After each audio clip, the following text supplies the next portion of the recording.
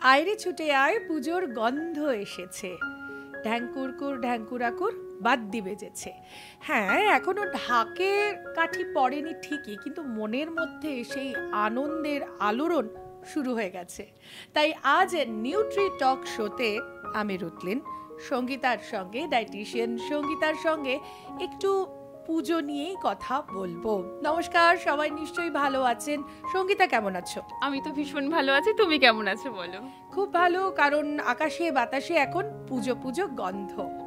আর আকাশে সাদা মেঘের ভেলা, দেখো খানিকটা আমি আমার পোশাকের মধ্যেও কিন্তু সেটা নিয়ে এসেছি, আকাশে একদম মেঘের মতো। হ্যাঁ, তো এই যে যখন পুজো চলে আসে তখন কিন্তু আমাদের মনের মধ্যে একটা প্রশ্ন জাগে যে আর তো মাত্র কটা দিন, এর মধ্যে কি করে স্কিনের গ্লো বাড়াবো, একটু ওজনটা কমাবো, মানে কি করব? প্রথমে একদম বেসিক থেকেই যদি শুরু করি। একদম আমাদের পুজোর সময় তো সবাই মানে কিভাবে পারফেক্ট হব, মানে সারা বছর যেটা কেউ হতে পারেনি, ভাবে যে আমি পুজোর 4টে দিন যেন পারফেক্ট থাকি। একদম ফার্স্ট যেটা আমি বলবো, মুখে পিম্পল। সবাই যেটা ভয় পায়, মুখের পিম্পল। তো অবশ্যই যাদের পিরিয়ডসের দিন চলে, আমি মেয়েদের ক্ষেত্রে বলছি, তাদের হয়তো কয়েকটা পিম্পলস চলে আসে, তো সেই দিনেও যাতে না আসে তাদের কিন্তু হাইড্রেশনটা মেনটেন করা দরকার। আর প্রথম থেকে মানে এই মাস থেকেই আপনি শুরু করে দিন রেগুলার আমলা খাওয়া। কোনো একটা ভাতের পরে আমলকি, কোনো একটা ভাতের পরে বা ব্রেকফাস্টের পরে একটু করে আমলকি, যদি একটা মানে ছিলকা যেটা আমরা বলি, একটা টুকরো যদি বলি, তার টুকরো যদি একটা খাওয়া যায়, তাতে ভিটামিন সিটা কিন্তু বডিতে যাবে, কোলাজেন বিল্ড হবে, আর গ্লোটা কিন্তু আমরা পাবো। তার সাথে টক দই, এই দুটো জিনিস বলবো গ্লোয়িং স্কিন অ্যান্ড হেয়ারের জন্য। একটু কোনো সিড, মিক্স সিডস ভালো করে খাওয়া, আর একটু দুধ বা একটুখানি ছানা, প্রোটিনটা যাতে বডিতে একটু নিতে হবে ক্যালসিয়ামের সাথে, সেটা কিন্তু একটু নিতে হবে। আর হ্যাঁ, অবশ্যই চুলের একটু যত্ন তো আউটসাইডে করতেই হবে, কিন্তু ইনার হেলথটা কিন্তু বেশি আগে প্রয়োজন। তাহলে কি হয়, আমরা যখন বাইরে স্পা বা কিছু করতে যাই, যারা কিন্তু ভেতরের পুষ্টিটা যাদের একদম সঠিক পরিমাণে আছে, তাদের হয়তো একটা সিটিং এ কাজ হয়ে যাচ্ছে বা দুটো সিটিং এ, কিন্তু যাদের একদম ভেতরের পুষ্টিটা নেই, হয়তো সারা বছর করিয়ে যাচ্ছে, মুখের গ্লোটা পাচ্ছে না। তার জন্য এই কটা খাবার আর এক্সারসাইজ একটু করতে হবে। আসলে এইটা মাঝে মাঝে মনে হয়, দইটা যেটা এক বাটি দই খেয়ে ফেলবো না মুখে মেখে ফেলবো, এই কনফিউশনের মধ্যে অনেকেই থাকেন। তাহলে আমার মনে হয় সঙ্গীতার কথার সূত্র ধরেই বলি, এক বাটি দই খেয়ে ফেলুন, দেখবেন অটোমেটিক্যালি হ্যাঁ এবার গ্লোটা এসেই যাবে। ওই শেষে এক চামচ গালে মেখে নেবেন একদম। তো এর পরেই যেটা মানে চলে আসে একটা প্রশ্ন, কিন্তু স্কিন গ্লোয়ের কথা বললে, পিম্পল যাতে না আসে সেই জন্য বললে, আর খুব বেশি সময় নেই যেহেতু আমাদের কাছে, পুজো এসেই গেছে প্রায়, নতুন জামা কাপড়ও কেনা হয়ে গেছে, ওর মধ্যেই ফিট ইন করতে হবে আর কি। আমরা একটু ভাবি ও 1 ইঞ্চি 1.5 ইঞ্চি কমেই যাব, ওই হিসেবেই আমরা জামা কাপড়গুলো কিনি। তো ওই যে 1 ইঞ্চি 1.5 ইঞ্চি এই লাস্ট মোমেন্টে কি কমা সম্ভব নাকি না ওটা আমার কল্পনাতেই থাকবে? একদমই কমা সম্ভব। 2-3টে রুটিন খালি ফলো করে নিতে হবে, আর একটা সুপার ইজি। ফার্স্ট হচ্ছে, একটু সকালে ঘুম থেকে উঠে জাস্ট 2-1টা বাদাম বা ছোলা খেয়ে একটু মানে প্রোটিন ইনটেক করে। কি ধরনের বাদাম তুমি বলছো? যে কোনো পিনাটস হতে পারে, আমন্ড হতে পারে, ওয়ালনাট হতে পারে, এই ধরনের কিছু বাদাম আর ছোলাটা খেয়ে, এক মুঠো বা ভেজানো বাদাম বা ভেজানো ছোলা 1 মুঠো খেয়ে কিন্তু বেশ করে দৌড়ে নিতে হবে। বা যারা একটু বয়স্ক, হাঁটুর ব্যথা বা একটু বেশি ওবেস, তারা 2-3টে যোগা প্র্যাকটিস করে নিন ফার্স্টে। এই খাওয়ার সাথে একটু এক্সারসাইজ, বা কেউ সাঁতার গেল বা ফ্রি হ্যান্ডেও কিছু এক্সারসাইজ করলো, অনলি ফর 5 to 10 মিনিটস, বেশিও না। একটু লাফানো ঝাপানো, হাঁটা, দৌড়ানো, একটু মিউজিক চালিয়ে নেচেও তো নেওয়া যেতে পারে না? একদম, জুম্বাও করা যেতে পারে, এখনকার মডার্ন এক্সারসাইজ জুম্বা, তো সেটাও করা যেতে পারে। সকালবেলা আমি বলবো এই রুটিনটা ফলো করা উচিত। আর সারা দিনে আপনি 9টার সময় ব্রেকফাস্ট করছেন, তো 1 মাস 9টাতেই ব্রেকফাস্ট করুন প্লিজ।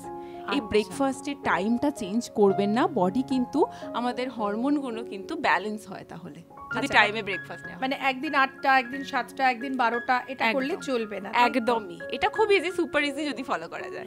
দারুণ। তোমার কথা ধরেই একটা বলি, তুমি বললে যে বাদামটা ভিজিয়ে খেতে, তো শুকনো বাদাম খাওয়াটা বেশি উপকারী নাকি বাদাম ভিজিয়ে খাওয়া বেশি উপকারী? শুকনো বাদাম, ভেজানো বাদাম বা রোস্টেড বাদামের অনেক রকম গুণাগুণের পার্থক্য হয়ে যায়, যেখানে হচ্ছে মিনারেলস আর ভিটামিনসের পার্থক্যটা প্রথমে হয়ে যায়।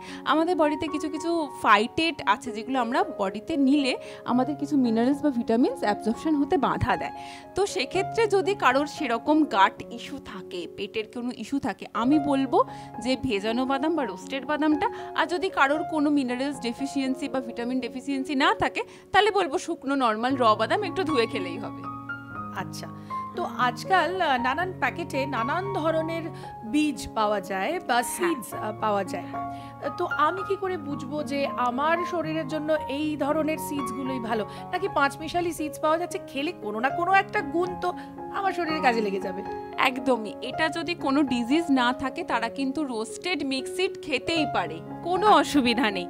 কিন্তু কোনো ডিজিজ, ক্রনিক ডিজিজ যদি চলে আসে একটু সাবধান হয়ে কিন্তু খেতে হবে, এক্ষেত্রে এটাই বলবো। মানে তাহলে তোমার মতো এক্সপার্টসদের কাছে গিয়ে জানা উচিত যে কোন ধরনের সিডস আমি খাবো আর কোনটা খাবো না। ব্লাড রিপোর্ট যদি একদম ক্লিন থাকে, যদি ওয়েট একটু বেশি হয় তো ওভারওয়েট, ওবেস গ্রেড 1-2 নয়, তাদের জন্য বলবো যে একদমই মিক্সড তুমি যে কোনো খাবারে মিশিয়ে রোস্টেড মিক্সড খেতেই পারো বা রও খেতে পারো, যেমন সিসেমি সিড তো রই খাওয়া যায়, তো তিল যেটা তিলের আমরা বীজ বলি তো সেটা তো র খাওয়া যায়, তো সেরকম ভাবেও তোমরা নিতে পারো। খুব ভালো। আর আমরা জানি পুজোর সময় বা লক্ষ্মী পুজোয় স্পেশালি প্রচুর তিলের নাড়ু আমরা খাই, সেটা যদি কেউ অফার করে ঝপাঝপ খেয়ে নেবেন, ওটা কিন্তু শরীরের জন্য বেশ ভালো। একদমই, হ্যাঁ। তো কাজে আরেকটুখানি যেটা প্রশ্ন আর কি আমার, সেটা হচ্ছে যে কি খাবো কি করব সবই হলো, কিন্তু এই যে পুজোর সময় রাত জেগে ঠাকুর দেখবো, তার জন্য যে আমার চোখের তলায় কালি পড়বে, তার কি কোনো উপশম তোমার কাছে জানা আছে? তুমি একটু বলবে?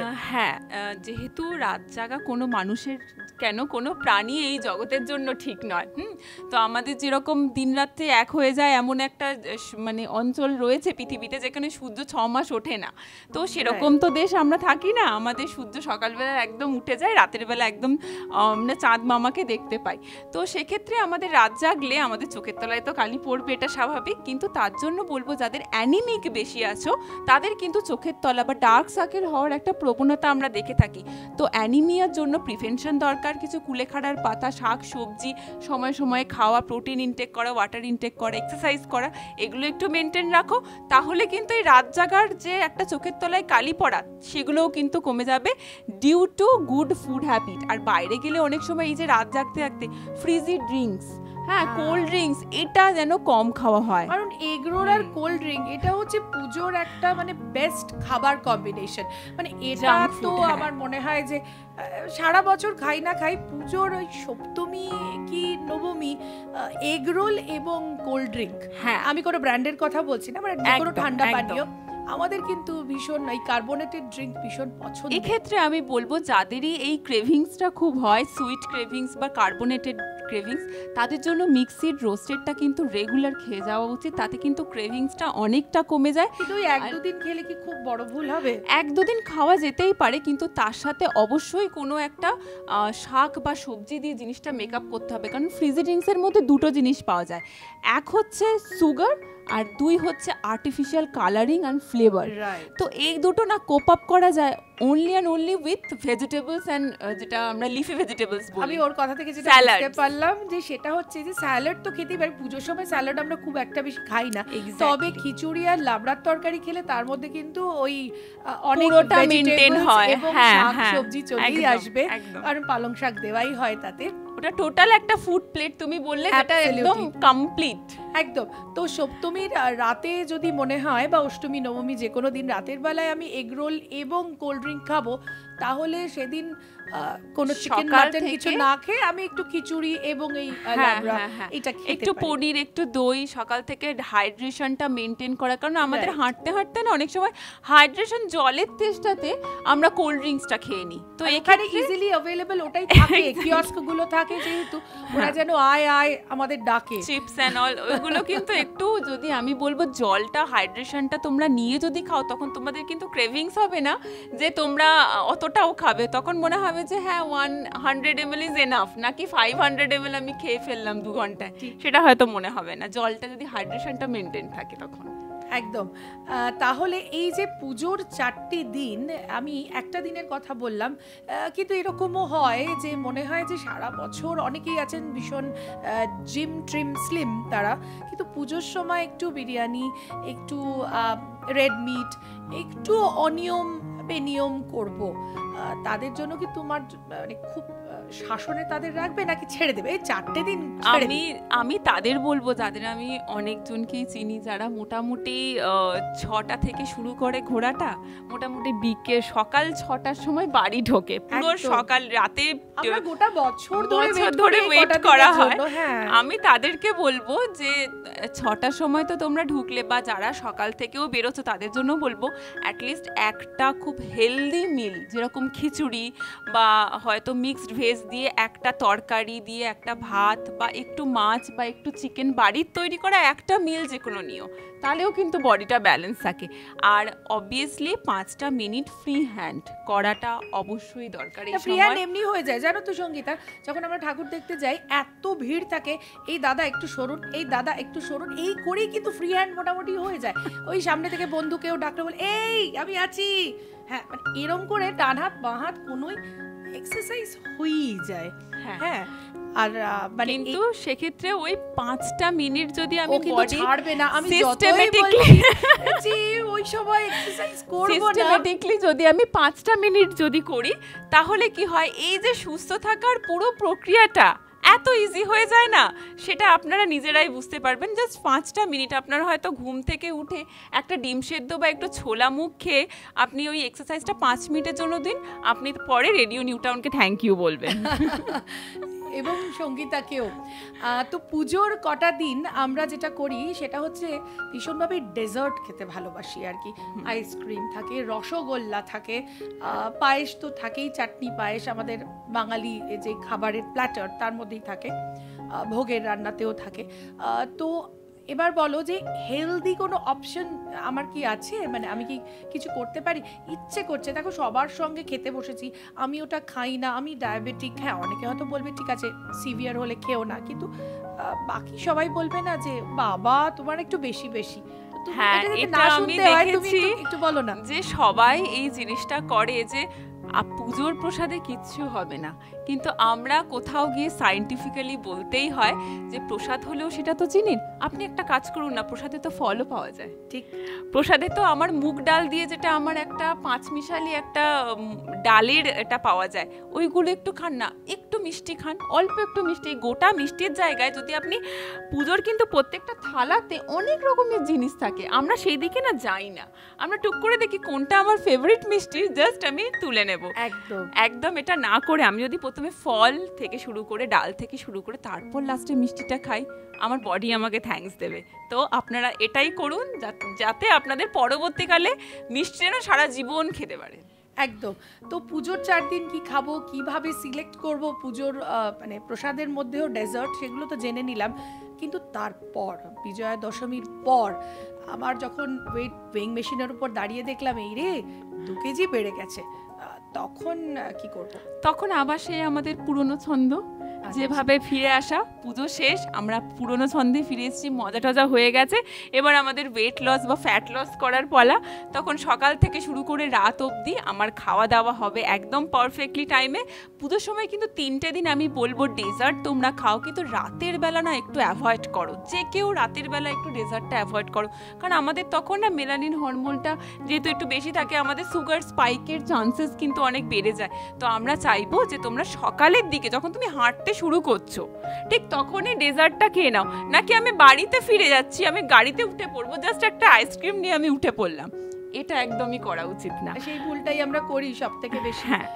খেয়ে দিয়ে উঠে ঠাকুর দেখা হলো, সব প্রতিমা দর্শন হয়ে গেল, লাস্টে একটা আইসক্রিম নিয়ে তারপরে বাড়ি ঢুকে গেলাম, তারপর একটা ঘুম, কিন্তু সেটাই বোধহয় ভুল, এটাই সবচেয়ে বড় ভুল বলছে।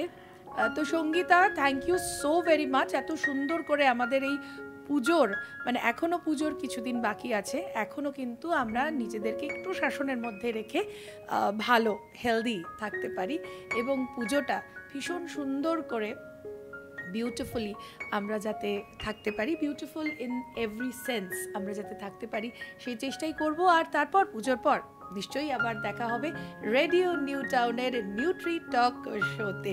তাই আগাম শুভেচ্ছা জানিয়ে রাখলাম শারদিয়ার, খুব ভালো থাকবেন। এবং তোমাকেও আগাম শুভেচ্ছা শারদিয়া। থ্যাংক ইউ, তোমাকেও শারদিয়ার শুভেচ্ছা। রেডিও নিউ টাউনের সমস্ত শ্রোতা বন্ধুদের শারদিয়ার শুভেচ্ছা। এখানকার যারা রয়েছেন স্টাফ অ্যান্ড অল, তাদেরকেও আমি শারদিয়ার শুভেচ্ছা জানাই। আজকে তোমাদের সবার জন্যই এটা সার্থক হয়েছে, বিশেষ করে রুথলিনদি, thank you for inviting me. অনেকগুলো এপিসোড আমরা একসাথে করলাম, খুব ভালো লাগে আমার এখানে আসতে, মনটা ফুরফুরে হয়ে যায়। এত যে তুমি প্রম্পট টু অ্যাকশন মানে কোয়েশ্চেন্স আমাকে করতে থাকো আর আমার তার অ্যান্সার দিতে এত ভালো লাগে। তো এই অ্যান্সারগুলো দিতে দিতেই আজকে আমি বিদায় জানাচ্ছি। এবার রুথলিনদি তোমাদের বলবে যে আমাদের আবার পরে কবে দেখা হবে। এতদিনে তোমরা শারদিয়া আনন্দ করো, প্রচুর আনন্দ করো, আর তারপর আবার নিশ্চয়ই দেখা হবে, কথা হবে রেডিও নিউ টাউনে। ততক্ষণ শুনতে থাকুন, দেখতে থাকুন শুধুমাত্র রেডিও নিউ টাউনে। আজ বিদায়, নমস্কার।